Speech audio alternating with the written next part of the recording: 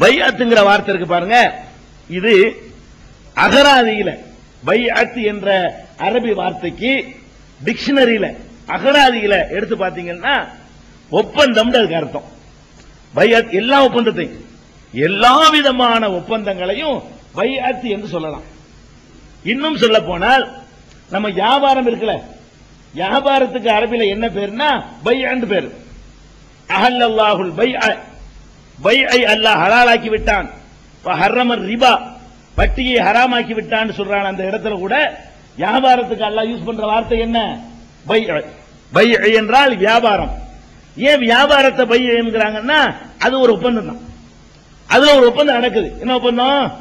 இத நான் இந்த பொருள் என்னுடையது, இதை நான் 50 ரூபாய்க்கு உனக்கு தருகிறேன், நான் 50 ரூபாய்க்கு வாங்கிக் கொள்கிறேன். ஒப்பந்தம்.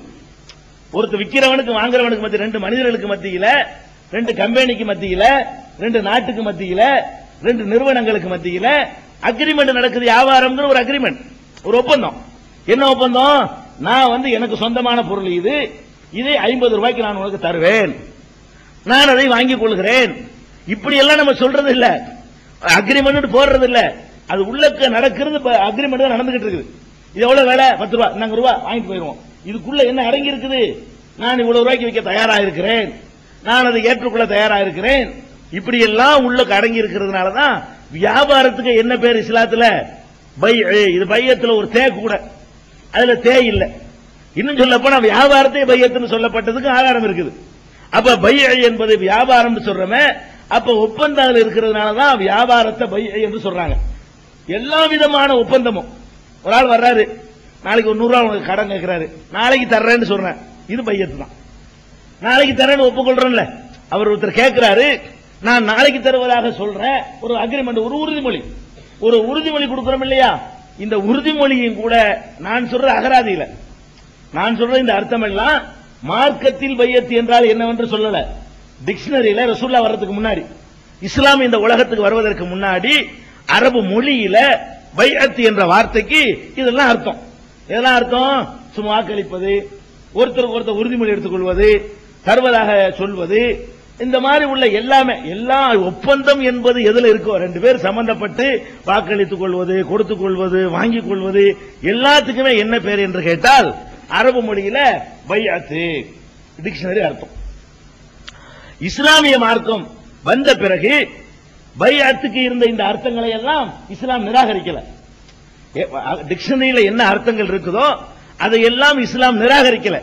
நிராகரிக்காம இன்னொரு ஒரு பையத்தை இஸ்லாம் உண்டாக்குது. நபிகள் நாயகம் ஸல்லல்லாஹு அலைஹி வஸல்லம் அவர்கள் அந்த தன்னை ஏற்றுக்கொண்ட மக்களிடத்துல பலவிதமான உறுதிமொழிகளை வாங்கியிருக்கிறாங்க. இந்த உறுதிமொழிகள் எல்லாம் காசு பணம் சம்பந்தப்பட்டது இல்ல, கொடுக்கல் வாங்கல் சம்பந்தப்பட்டது இல்ல, இந்த உலகத்தை பற்றி வாக்களிக்கக்கூடிய சம்பந்தப்பட்டது இல்ல, ரசூலுல்லாஹ்வுக்கு என்னமோ செய்வதாக சொல்லக்கூடியது அல்ல. என்ன மாதிரியான பையத்தது? மார்க்கம் சம்பந்தப்பட்ட நடவடிக்கைகளை நாங்கள் ஒழுங்காக நிறைவேற்றுவோம் என்று நபிகள் நாயகம் ஸல்லல்லாஹு அலைஹி வஸல்லம் அவர்களிடத்தில் சஹாபாக்கள் பல கட்டங்கள்ல பல விஷயங்களை நாங்க ஒழுங்கா செய்வோம் என்று உறுதிமொழி செஞ்சாங்க. அந்த உறுதிமொழியை குறிப்பிடக்கூடிய ஹதீசுகள்ல எல்லாம் பைஅத்து, பாயஅத்து, நான் பையத்து செய்தேன் அப்படிங்கிற மாதிரியான, பாயஅனா நாங்கள் பையத்து செய்தோம் என்பது மாதிரியான வாசகங்கள் இடம்பெறுகிறது. முதல்ல ரசூலுல்லாஹ் எப்படி எல்லாம் பையத் செஞ்சாங்கன்னு சில சான்றுகளை நீங்க பாத்துக்கிறீங்க. விஷயத்தை இரண்டாவது வழக்குவோம். உபாதா பின் சாமித் என்ற சஹாபி, சிறந்த நபி தோழர்ல ஒரு ஆள், அவர் சொல்றாரு, நான் ஒரு பெரும் கூட்டத்தோடு வந்து பாயஅத் ரசூலுல்லாஹி ஸல்லல்லாஹு அலைஹி வஸல்லம் ஃபீ ரஹத்தின், நானும் ஒரு கூட்டமும் வந்து ரசூல் ஸல்லல்லாஹு அலைஹி வஸல்லம் அவர்களிடத்தில் பையத்து செய்தோம், அவர் செய்ய வந்தோம். அப்போ ஃபகால, நபி ஸல்லல்லாஹு அலைஹி வஸல்லம் சொன்னார்கள், உபாயிஉக்கும், உங்களிடத்திலே நான் பையத்து செய்கிறேன், அலா அல்லா துஷ்ரிகு பில்லாஹி ஷையா, அல்லாஹ்வுக்கு நீங்கள் எதையும் இணை வைக்க கூடாது என்று நான் உங்களிடத்தில் பையத்து செய்கிறேன். உறுதிமொழி எடுக்க வர்றாங்க, உறுதிமொழிக்கு உள்ள வாசகத்தை ரசூலுல்லாஹ் சொல்லி தர்றாங்க. நம்மிடத்துல உறுதிமொழி எடுக்கிறதா இருந்தா இதான், இந்த டாபிக் தான் எடுக்கணும். என்ன டாபிக்? அலா அல்லா துஷ்ரிகு பில்லாஹி ஷையா, அல்லாஹ்வுக்கு நீங்க எதையும் ஈக்குவலா, இணையா, நிகரா கருதக்கூடாது. ஒண்ணு. வலா தஸ்ரிகு, நீங்கள் திருடவே கூடாது. அல்லாஹ்வுக்கு இணை வச்சிடக்கூடாது, நீங்கள் திருடவே கூடாது. வலா தஸினு, நீங்கள் விபச்சாரம் செய்யவே கூடாது. வலா தக்துலு அவுலாதக்கும், உங்கள் பிள்ளைகளை நீங்களே கொல்லக்கூடாது. குழந்தைகளை கொல்லக்கூடிய பழக்கம் அந்த காலத்தில் இருந்துச்சு. உங்கள் குழந்தைகளை நீங்கள் கொல்லவே கூடாது. வலா தஅதூபி புஹ்தானின் தஃப்தரூனஹு பைன ஐதீக்கும் அர்ஜுலிக்கும், நீங்கள் இட்டுக்கட்டி அவதூறு பழிச்சொல்களை நீங்கள் உண்டாக்கிடக்கூடாது. ஒரு ஆள் மேல அவதூறு சொல்லிடக்கூடாது.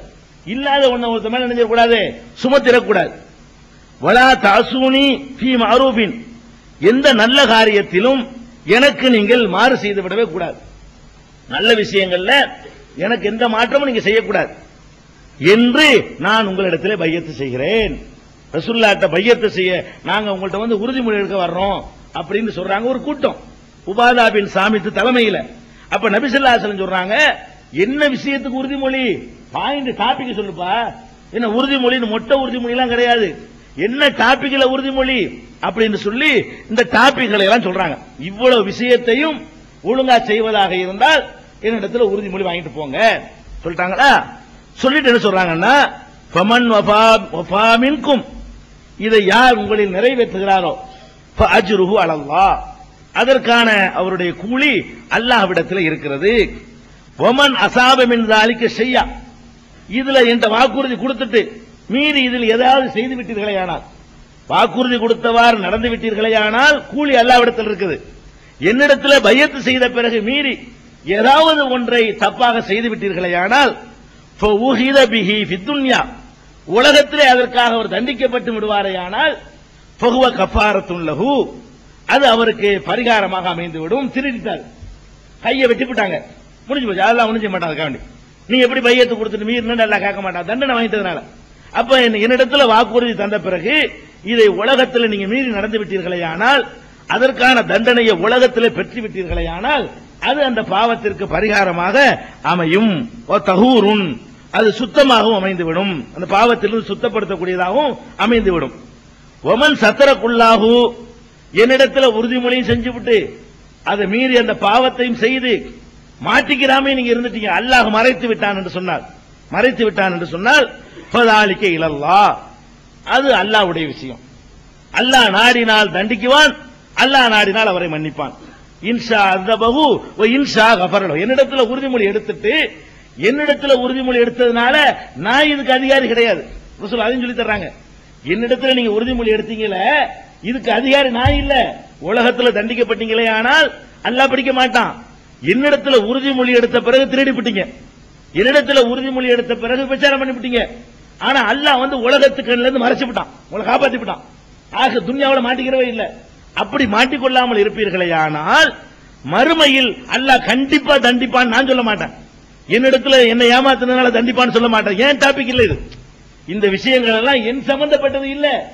அதனால என்ன சொல்றாங்க, மாட்டிக்கொள்ளாமல் தப்பித்துக் கொண்டீர்களே ஆனால் உலகத்துல இன்ஷா அஸபஹு வ இன்ஷா கஃபரலஹு, அல்லாஹ் நாடினால் அவரை தண்டிக்குவான், அல்லாஹ் நாடினால் அவரை மன்னிப்பான். அது அவன் டாபிக், எனக்கு உள்ளது இல்ல. என்கிட்ட பையத் செஞ்சதுனால அதை மீறிட்டதுனால கண்டிப்பா நீ நரகத்துக்கு தான் போவேன் நான் சொல்ல மாட்டேன். அல்லாஹ் நாடினால் என்னிடத்தில் செய்த பையத்தை மீறியவர்களையும் அல்லாஹ் மன்னித்து விடுவான் என்று பெருமானார் ஸல்லல்லாஹு அலைஹி வஸல்லம் சொன்னாங்க என்று உபாதா பின் சாமித் அறிவிக்கிறாங்க. இது சஹீஹுல் புகாரியில இடம்பெற்றிருக்கக்கூடிய 6420வது ஹதீஸ். இது புகாரியில 6420வது ஹதீஸாக இடம்பெற்றிருக்கிறது. இதுல என்ன வழங்குது, ரசூலுல்லாஹ்ட்ட பையத்து பண்ணியிருக்கிறாங்கன்னு வழங்குதா ஒண்ணு. சரி, இரண்டாவது இன்னொரு ஹதீஸ் பாருங்க. ஜரீர் பின் அப்துல்லா ரலியல்லாஹு அன்ஹு சொல்றாங்க, நான் நபி ஸல்லல்லாஹு அலைஹி வஸல்லம் அவர்கள்ட்ட நானும் பையத் செய்திருக்கிறேன், உறுதிமொழி எடுத்திருக்கிறேன். எதற்கு உறுதிமொழி எடுத்திருக்கிறேன்? பாயத்துன் நபிய ஸல்லல்லாஹு அலைஹி வஸல்லம் அல ஸம்இ வ தஆ, செவியேற்று கட்டுப்படுவதாக. நீங்க என்ன சொன்னாலும் செவியேற்பேன், என்ன சொன்னாலும் கட்டுப்படுவேன் என்று நானும் உறுதிமொழி எடுத்திருக்கிறேன் அப்படின்னு நான் ரசூலுல்லாஹ்ட்ட சொன்னேன். ஃபலக்கனனி, அப்ப ரசூல் ஸல்லல்லாஹு அலைஹி வஸல்லம் எனக்கு எடுத்து சொன்னார்கள், எடுத்து தந்தார்கள். அப்படி சொல்லாத, எதை சொன்னாலும் செவியேற்பேன்னு சொல்லாத, எதை சொன்னாலும் கட்டுப்படுவேன் அப்படி சொல்லிவிடாதப்பா. வேற எப்படி சொல்லு, ஃபீ மஸ்ததஅது, எனக்கு முடியுமானால் என்று சேர்த்து சொல்லு. உறுதிமொழி எடுக்கும் போது எதை சொன்னாலும் கட்டுப்படுவேன்னு சொல்லிவிடாதப்பா, அப்படி சொல்லக்கூடாது. செஞ்சா கூட எனக்கு கட்டுப்படுவேன்னு சொல்வதா இருந்தா